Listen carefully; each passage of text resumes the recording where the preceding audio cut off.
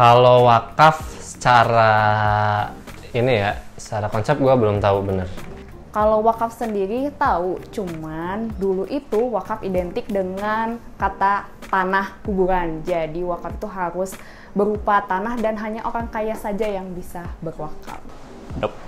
Jadi gua cuma tahu ya wakaf hanya sekedar masjid, musola, kuburan, dan Jujur sih sama kayak yang lain sih kayaknya ya. Jadi dulu tuh wakaf itu dikiranya urusnya hanya dengan tanah kuburan, dengan masjid gitu. Belum tahu ada yang namanya wakaf melalui uang. Kalau dari definisi itu belum. Kalau wakafnya paling taunya cuma wakaf tanah.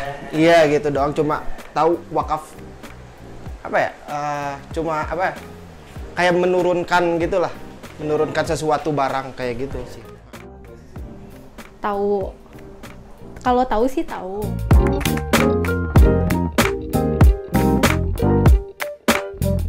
Nah, pada saat nyemplung di wakaf sini, tiba-tiba banyak banget yang saya dapatkan gitu, tambahan-tambahan ilmu mengenai wakaf itu sendiri, atau bahkan ilmu-ilmu lain semacam zakat, infak, sedekah selain wakaf gitu. Dari satu konten itu tahu kalau si wakaf itu salah satu amalan yang mengalir selamanya. Nah, jadi ada 3 amalan yang tidak terputus. Yang satu itu ilmu yang bermanfaat, terus anak yang soleh, sama sedekah jariah. Salah satunya itu wakaf. Nah, itu sih yang gue tahu. Kita jadi lebih, apalagi nih ya, sebagai staf keuangan, lihat orang-orang yang wakaf gitu ya. Sebelumnya kan kita, ngeluarin duit sedikit aja kayak, sayang gitu ya, maksudnya buat apa sih, sumbangan gitu. Nah, kalau lihat orang-orang gitu, jadi semakin kita tergerak, oh berarti orang-orang tuh masih banyak banget yang sangat mengejar akhirat gitu. Nah, kebetulan setelah kerja di Wakaf Salman, mata batinku terbuka.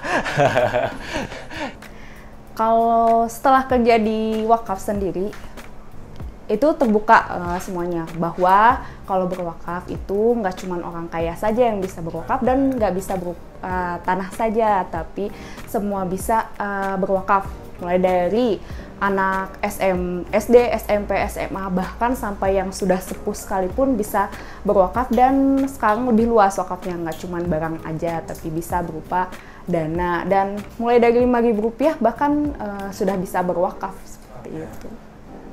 yang paling gua terkesan itu adalah kalau misalkan lu wakaf, itu kemanfaat tuh banyak banget. Nggak cuma masjid, lo bisa bikin koperasi, lo bisa bikin ruko, lo bisa bikin bangunan yang megah sekalipun, bikin tower pun bisa. Itu dari wakaf tuh bisa. Nggak kayak zakat.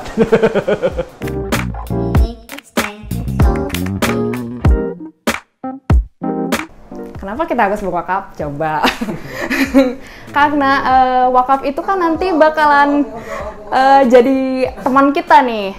Kalau saat kita sudah tiada di kuburan nih, harta, tahta, keluarga, itu bakalan meninggalkan kita. Udah masuk ke liang lahat, siapa yang mau nemenin? Kan yang nemenin amal. Wih, mantap. Jawaban yang sempurna.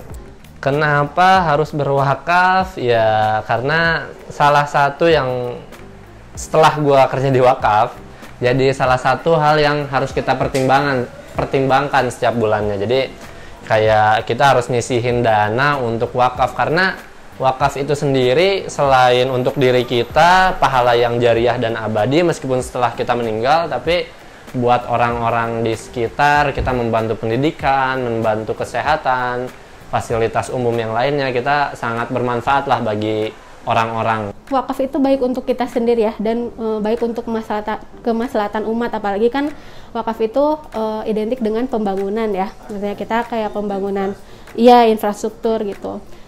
Oke, wakaf itu kan sedekah jariah ya. Jadi yang ketika nafas kita di dunia sudah berhenti, tetapi amalan kita itu masih tetap berjalan, bertambah selama yang kita wakafkan itu masih bermanfaat, masih digunakan oleh banyak orang, kebermanfaatnya masih dirasakan gitu. Nah, kita harus berwakaf ya. Kenapa kita harus berwakaf? Karena si wakaf itu salah satunya itu fokus dari infrastruktur. Jadi kalau Indonesia melek tentang wakaf, berarti Indonesia itu itu bisa aja main behind the camera. Jadi si wakaf itu fokusnya itu infrastruktur.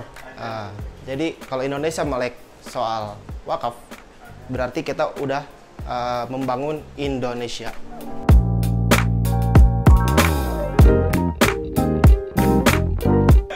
Dulu ada kasus soal si kampung pengemis, tahu kan?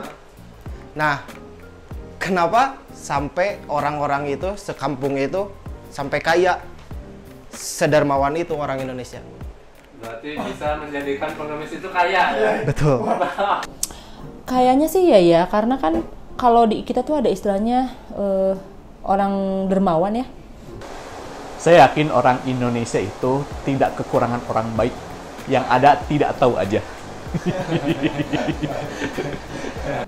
Iya, karena memang di sekeliling ya, lihat nggak usah jauh-jauh gitu kan, di sekeliling memang sangat suka berbagi gitu. Nah, kalau dilihat dari kebiasaan atau budaya orang Indonesia, gue keinget kayak prinsip orang dulu sih. Orang dulu kan mereka kayak seneng gotong royong. Indonesia itu terkenal dengan ketulusannya gitu.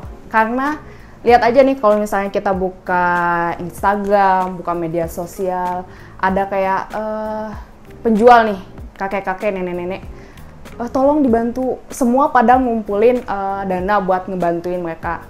Karena itu spesialnya orang Indonesia yaitu saling membantu dan gotong royongnya itu. Jadi kemanusiaannya tuh lebih tinggi gitu. Jadi untuk saling membantu sesama, Indonesia nomor 1.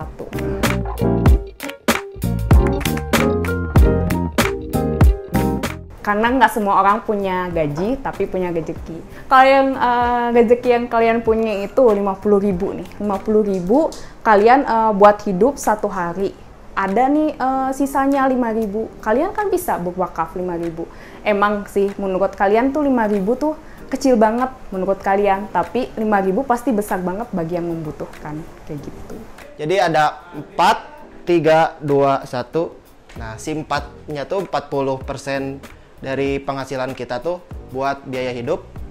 Si 30%-nya itu untuk cicilan, 20%-nya untuk investasi, dan 10%-nya itu untuk beramal. So, mari beramal. Mantap. Anda melek finansial ya kayaknya ya? Enggak. Sekali. Saya tadi udah Google. Mantap. Terima kasih. Buat teman-teman yang nonton, berwakaf lah.